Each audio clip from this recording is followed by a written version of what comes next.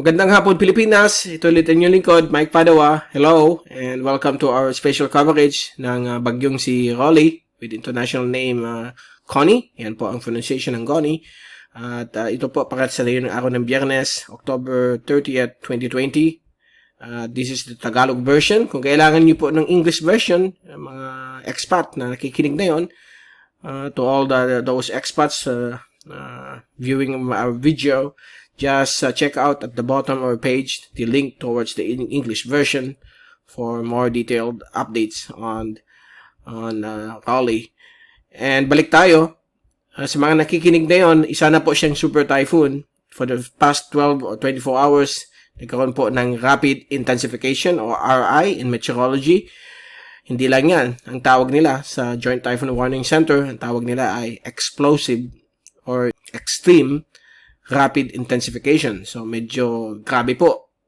Hindi nakita ng wind model kasi sobrang liit niya. Ganun po, usually, ang mga bagyong sobrang liit, mabilis ang kanyang intensification. Hopefully, ma-reach niya yung peak. Bago mag-landfall, hihina na po siya. Yan po ang pinapakita ng mga ibang wind model. So, right now, ito po yung latest. Yan po na yun. Maliit pero mabilis yung tumatakbo pa rin due west, but dahil lumalakas po itong high pressure sa may bandang southern China, inaasahan po itong mag-dig down o mag-slide towards the west-southwest. So ganyan po ang ganyang itatrack for the next 2 days bago mag-landfall. At ito naman po yung bagyong si Atsani, yan po yung international name niya. Dumadaan po sa may south of Guam. Kalimutan muna natin yan. Dito po tayo magtutok sa medyo lumalakas na si Rolly. So, yan po siya. Kita niyo yung eye. So, clear. And, based sa Dvorak T number ng satellite analysis, 7.0 po siya. So, that's equivalent to 240 o 260 kph. So, isa na po siyang super typhoon. At inasahan po itong bababa, bubulusok, papuntang west-southwest. At kita po natin yung hanging amihan, nagbibigay po ng mga thunderstorms sa may northern Luzon. Gayon din po mga wind convergence over Visayas and portions of Sulu Sea. At kung titingnan natin yung track kanina sa atin, sa Typhoon 2000 track, so ito po yung tinatakbo niya. Lalapit po ito sa Kabikulan, more or less 100 kilometers north of Naga, sa darating pong linggo ng umaga. So this is a daytime system and baka maglandfall po sa Infanta o dito sa may Pulilio. Depende sa track dahil po nagbabago na yon. Sa latest na yun ng kaninang umaga sa ECMWF, dito po siya. Samantala, ang American model ay dito rin. So, medyo magkapareho sila dahil po lumalakas po yung high pressure steering range. Gaya ni sinabi ko, past few days, dapat tayo natutukan ito dahil although umaangat, pero pag lumakas ulit yung high pressure steering range, medyo delikado po tayo. So, mag-ingat po tayo dito sa mga coastal areas po ng Bicol region, lalo na sa may Camarines Norte at Partido District ng Camarines Sur, Northern Catanduanes. Dahil po, possible po ang storm surge na pwedeng umawat po ng 6 meters dahil po isa po siyang super typhoon. At yung winds, damaging winds, ay possible na maapektuhan po itong area po ng Camarines Norte.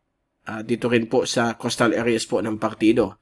At dito rin po sa area nito ng Northern Quezon, Southern Aurora, dito rin po sa may portions ng Southern Quezon, ay posible rin magkaroon ng storm surge yan na pwede umabot ng 6 meters, especially pag landfall niya ng gabi o early morning dito sa may area ng Central Luzon.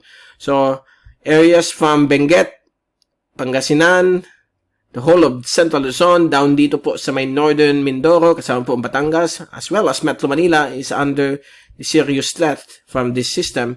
So, posible magkaroon ng stormy weather, winds na lalampas ng 100 kph ng gustiness, as well as possible heavy to intense to extreme rainfall that can cause some flooding in low-lying areas.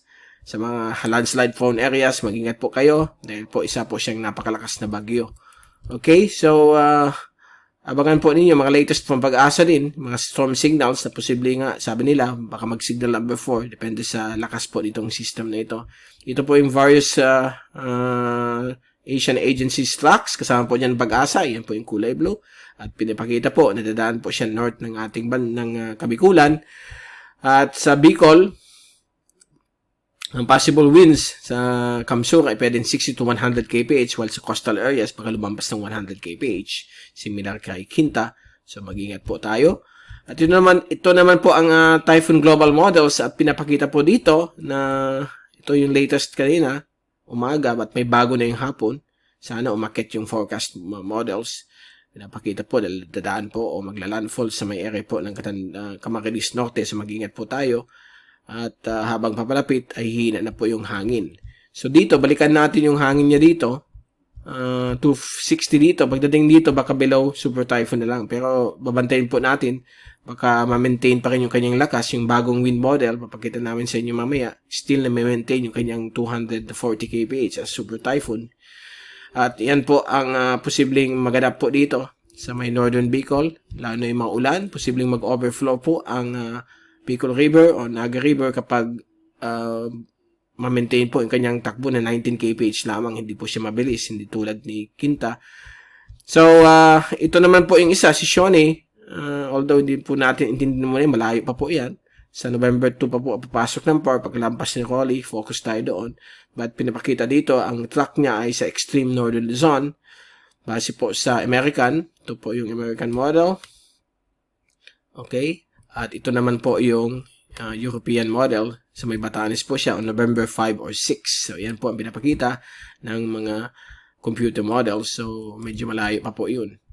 Okay. Ito po yung high pressure steering flow. Nandito po yung high pressure. Lumalakas po. Kitang-kita po ninyo yung arrows. Yan po yung direction ng steering flow.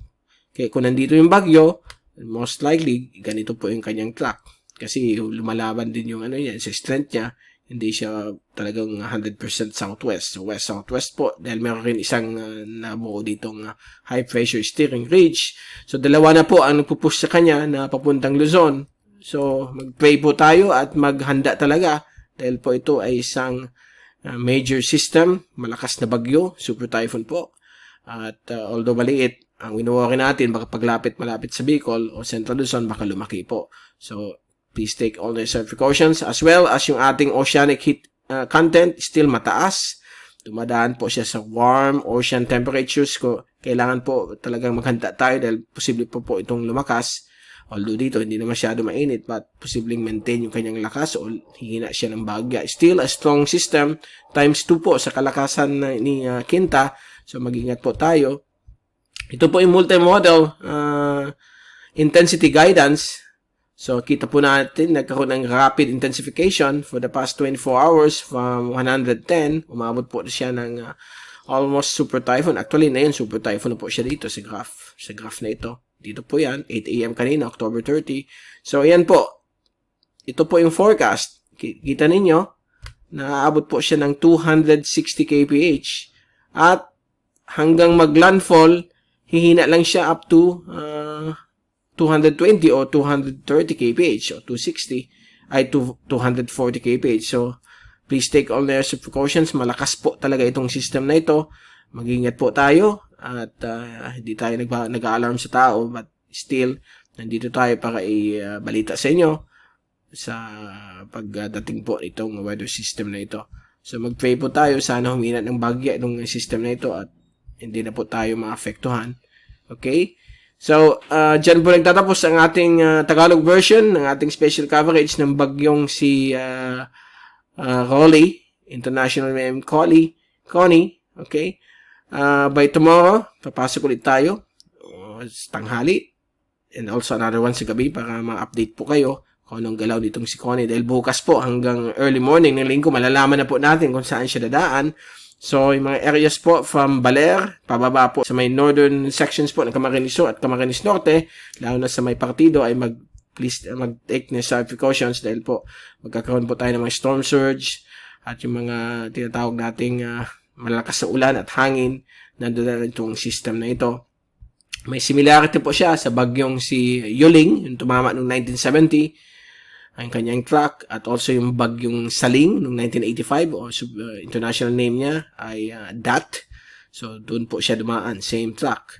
So, expect na magkakaroon po ng typhoon conditions sa may Cam Norte at northern sections po ng Camarines Sur, lalo na sa may Partido District, mga coastal areas from Siroma, Garcia hanggang Caramuan. So mag-ingat po tayo. Please take all necessary precautions. Babalik ulit tayo bukas mula sa Typhoon 2000. Ito si Mike Pado magpapaalam. Mag-ingat po tayo. Please buckle up na po.